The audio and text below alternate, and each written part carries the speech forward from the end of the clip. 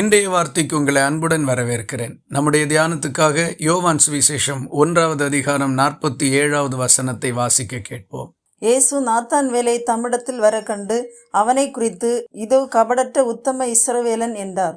இயேசு கிறிஸ்து ஊழியம் செய்த நாட்களில் ஏராளம் மக்கள் அவரிடத்தில் கூடி வந்தார்கள். அவர்களுக்குள் 12 பேரை அப்போஸ்தலர்களாக அவர் தெரிந்து கொண்டார். ஒவ்வொருவரை குறித்தும் ஒவ்வொரு சாட்சி அவருக்கு சொல்லுவதற்கு இருந்தது.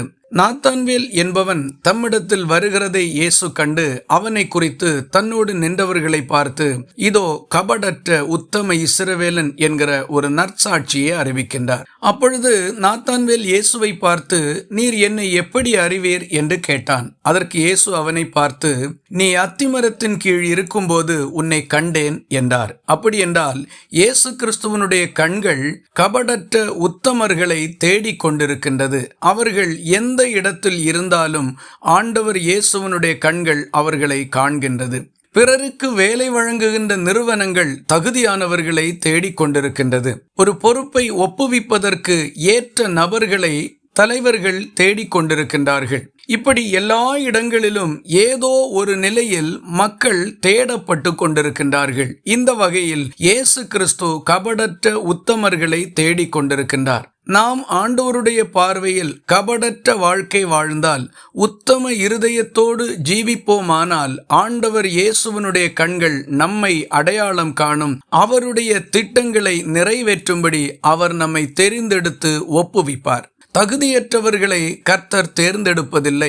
நம்மிடத்தில் இருப்பதாக நாம் எண்ணிக்கொள்ளுகின்ற தகுதிகள் எல்லாம் கர்த்தர் சரியென்று ஒத்துக்கொள்வார் என்று எந்த உத்தரவாதமும் இல்லை. கர்த்தர் இருதயங்களை பார்க்கின்றார். இருதயத்தில் இருக்கக்கூடிய கர்த்தருக்கேற்ற காரியங்கள்தான் அவர் நம்மை நம்புவதற்கும் தெரிந்து கொள்வதற்கும் காரணமாக இருக்கின்றது. ஆகவே உண்மையுள்ள வாழ்க்கையும் உத்தம இருதயமும் நம்மிடத்தில் இருக்குமானால் கர்த்தர் நம்மை தேர்ந்தெடுப்பார்.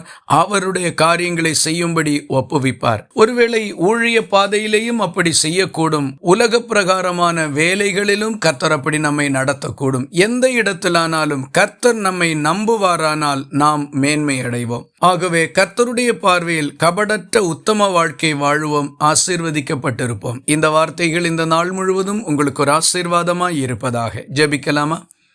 எங்களை நேசிக்கிற அன்பு நிறைந்த நல்ல ஆண்டவரே, நாங்கள் உம்மை நன்றியோடு துதிக்கிறோம். இந்த காலை வேளையில் கபடற்ற உத்தமர்களை நீர் தேடிக் கொண்டிருக்கிறீர் என்றும், நாங்கள் அதற்கு பாத்திரவான்களாய் இருப்போமானால் எங்களை நீர் தேர்ந்தெடுப்பீர் என்றும் எங்களோடு நீர் பேசி இருக்கிறதற்காக உமக்கு ஸ்தோத்திரம். உமக்கு முன்பாய் மன உண்மையோடு வாழுகிறதற்கும் உத்தம இருதயத்தோடு ஜீவிக்கிறதற்கும் எங்களை அர்ப்பணிக்கிறோம். பாத்திரவான்களாக்கி ஆசீர்வதியும். ஜபத்தை கேட்டதற்காக ஸ்தோத்திரம்.